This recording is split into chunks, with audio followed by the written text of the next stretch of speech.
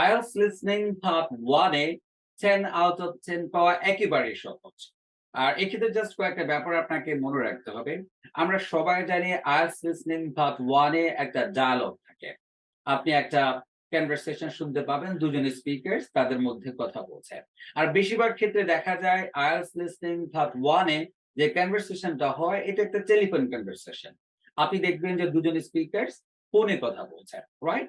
আর social topic আমরা এইজন্য বলি, দেখা যাবে সেখানে একজন স্পিকার আরেকজন স্পিকারকে কোনো একটা ফর্ম ফিল আউট নিয়ে কথা বলছেন।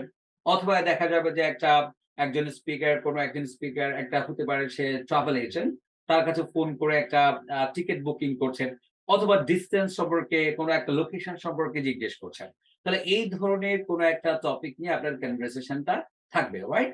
আর এই ইনফরমেশন গুলোর পাশাপাশি আপনাকে আরো কয়েকটা তথ্য জানতে হবে। সেটি হচ্ছে, এটা আপনি কেমব্রিজের যতগুলো বই আছে সবগুলো বইতে আপনি খুঁজে দেখবেন যে IELTS লিসনিং পার্ট 1 এ যে ১০ টা প্রশ্ন থাকে, বেশিরভাগ ক্ষেত্রে সেগুলো ফিল ইন দ্য ব্ল্যাঙ্কস থাকে। আমি আবার বলছি, IELTS লিসনিং পার্ট 1 এ যে ১০ টা প্রশ্ন থাকে, বেশিরভাগ ক্ষেত্রে দেখা যায় সেগুলো ফিল ইন দ্য ব্ল্যাঙ্কস। আর এই ফিল ইন দ্য ব্ল্যাঙ্কস গুলোর ক্ষেত্রে বেশিরভাগ ক্ষেত্রে অ্যান্সার একটা ওয়ার্ড অথবা একটা নাম্বার অথবা তার একটা কম্বিনেশন হতে পারে। আর আরেকটা ব্যাপার আপনি খেয়াল করবেন, IELTS লিসনিং পার্ট 1 এ যে কোয়েশ্চেন সেন্টেন্সেস গুলো থাকে, ওই বাক্যগুলো অনেক ছোট, ছোট থাকে। তার মানে কি বুঝলাম আমরা? IELTS লিসনিং পার্ট 1 এ বেশিরভাগ ক্ষেত্রে ফিল ইন দ্য ব্ল্যাঙ্কস থাকবে।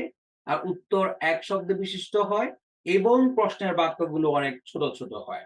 তাহলে আপনি যদি এই ইনফরমেশন গুলো জানেন আর স্পেলিং মিস্টেক যদি আপনার না হয়, আমি কোনো কারণ খুঁজে পাই না কেন IELTS লিসনিং পার্ট 1 এ আপনার উত্তর ভুল হয়। আমরা সবাই দেখেছি এটা যে কেমব্রিজ বইগুলোর শেষের দিকে টেপ স্ক্রিপ্টস থাকে, রাইট? অডিও স্ক্রিপ্টস গুলো থাকে।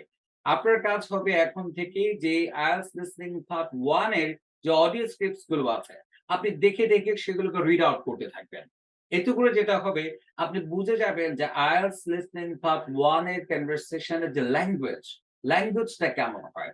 এটা যেমন আপনি বুঝতে পারবেন, এট দ্য সেম টাইম আপনার স্পিকিং প্র্যাকটিস হয়ে যাচ্ছে, রাইট? আমি আবার বলছি, কেমব্রিজ বইগুলোর শেষের দিকে যে পার্ট 1, পার্ট 2, পার্ট 3, পার্ট 4 প্রত্যেকটা পার্টের যে টেপ স্ক্রিপ্টস গুলো থাকে, ওইগুলোকে আমি দেখে, দেখে পড়তে বলছি আপনাকে।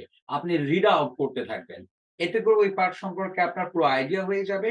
ওই পার্টের ল্যাঙ্গুয়েজটা কেমন হয় সেটা আপনি বুঝতে পারবেন। বাক্যগুলো কেমন হয় সেটা আপনি বুঝতে পারবেন। অ্যান্ড পাশাপাশি as I told you before, আপনার স্পিকিং প্র্যাকটিস হয়ে যাবে। তাহলে দেখা হচ্ছে আপনাদের সাথে অন্য কোনো একটা ভিডিওতে। ভালো থাকবেন।